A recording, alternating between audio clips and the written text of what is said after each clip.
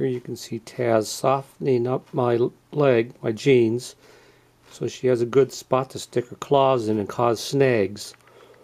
In this video I'm going to show you how to get rid of those snags from cats jumping on your lap all the time. What a disgrace.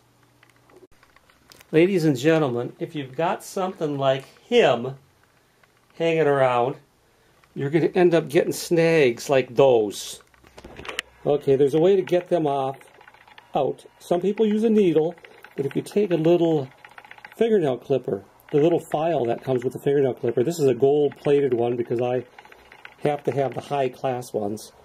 You take it's got a blunt tip on it, so you take the tip and you start pushing. It's a little bit more difficult to do on camera here, but I should have my camera on a tripod.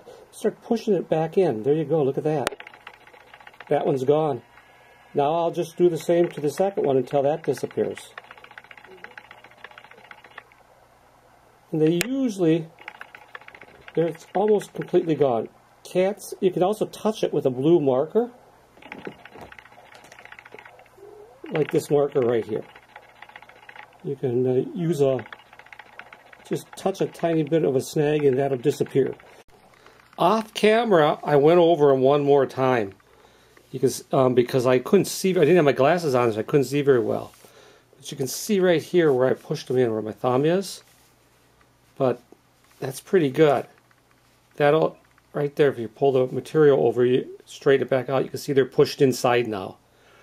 So it does work, but it takes, like I said, a minute, maybe 2 minutes, and you can get them taken care of. Okay, thank you for watching.